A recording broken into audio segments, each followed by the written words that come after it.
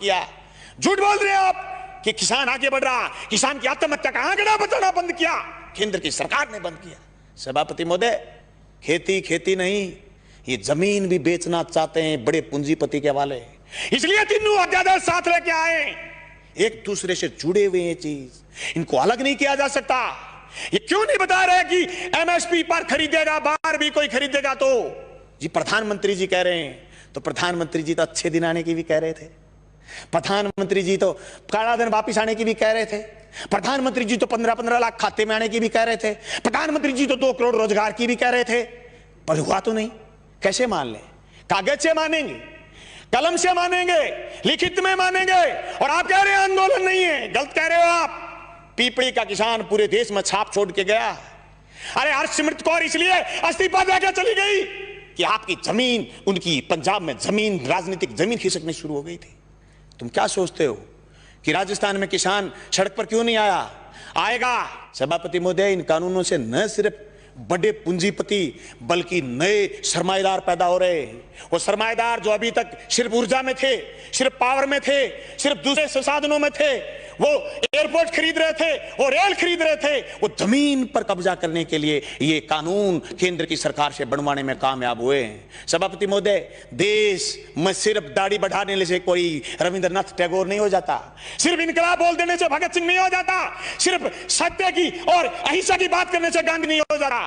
गांधी और टैगोर और भगत सिंह बनने के लिए जो त्याग और बलिदान की जरूरत है, उसकी कमी है आज। उस कमी को हमें स्वीकार करना पड़ेगा। देश के किसान को आगे ले जाने के लिए जो सिर्फ कानून, 3 संशोधन कानून लेके आए, न सिर्फ हम ये कहना चाहते हैं कि कानून ठीक लेके आए हो, लेकिन इस कानून में भी एक चीज हम और चाहते हैं। आप भी ये लाइन लिखते कि एमएसपी से नीचा मंडी में भी खरीद नहीं करी जाएगी, तब पूरे राजस्थान समेत पूरे हिंदुस्तान का किसान कहता कि राजस्थान की विधानसभा में ऐसा कानून आया है जो केंद्र की सरकार को पटकनी देने वाला कानून बन के आया। मैं समझता हूं मेरा यह प्रस्ताव आप स्वीकार करें। सभापति महोदय, यह मजाक नहीं है कि आप ये कह दो किसी आदमी से कि तेरी जमीन मैं ठेके पर लेऊंगा, जमीन ठेके पर ले ली, और फिर उसको यह कह दो जैसे पेप्सिको ने पंजाब में कहा था कि आलू बोलिए 1 साल खूब खरीदे, दूसरी बार फिर किसानों ने आलू बुए, कॉन्ट्रैक्ट कर लिया, आलू ज्यादा पैदा हो गए, पेप्सिको खरीदना नहीं चाहती थी, एक कड़ा ले आए, कड़ा, और इस कड़े के अंदर से जो आलू गुजरेगा हम तो सिर्फ वही खरीदेंगे। आलू सड़क पर गया, टमाटर सड़क पर गया है। आवश्यक सेवा वस्तु अधिनियम खत्म करने का परिणाम यह आएगा कि 200 रुपए किलो आलू चला जाएगा, प्याज चला जाएगा, टमाटर चला जाएगा, महंगाई आसमान छू जाएगी, इनके हाथ कट जाएंगे।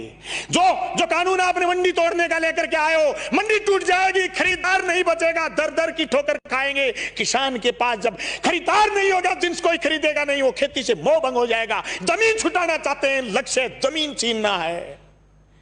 इस लक्ष्य के भेदने के लिए ये सिर्फ 3 कानून जो राजस्थान लेके आए ये काफी नहीं है। इन कानूनों में और मजबूती की जरूरत है, और मजबूती से केंद्र के कानूनों का विरोध करने की जरूरत है। सभापति महोदय, मैं गंगानगर हनुमानगढ़ क्षेत्र के उस आंदोलन का गवाह रहा हूं जो सिंचाई पानी को लेकर के हुआ। मेरे पुरखे उस आंदोलन का नेतृत्व कर रहे हैं जो जमीन छीनना चाहते थे। 1970 के किसान आंदोलन के गवाह रहे और जेलों में रहे, 7-7 लोगों ने कुर्बानी दी है। मैं दावे के साथ कहता हूं, केंद्र की उस मंशा को हम कामयाब नहीं होने देंगे। हम जेलों की चकियों की रोटी खा खा करके विधानसभा पहुंचे। मजाक नहीं है जो आपके कानून लागू कर दोगे। आप कह रहे हो आंदोलन नहीं है, आंदोलन की बात कर रहे हो, रड़क पार देंगे रड़क, पर तुम्हारे काले कानून किसी भी रूप में लागू नहीं होने देंगे। जमीन उसकी होगी जो जमीन जोतेगा, जमीन उसी की रहेगी जो जमीन जोतेगा। जमीन अदानी और अंबानी की नहीं होगी, मंडी उसी की होगी जो मंडी में काम कर रहा है। मंडी से बाहर दूसरी मंडी का जो सपना आप दिखा रहे हो, ये सबज बाग हम आपका कामयाब नहीं होने देंगे। सभापति महोदय, मैं उस मेरी क्षेत्र का किसान हूं जहां आज से 20 साल पहले सीएडी ने खाड़े बनाए थे। जब मैं मंत्री जी से मिला, सिंचाई मंत्री से कि हमारे खाड़ों की मरम्मत करो, बोले केंद्र ने सीएडी बंद कर दी, हमारे लिए ये मौत का फरमान है। ये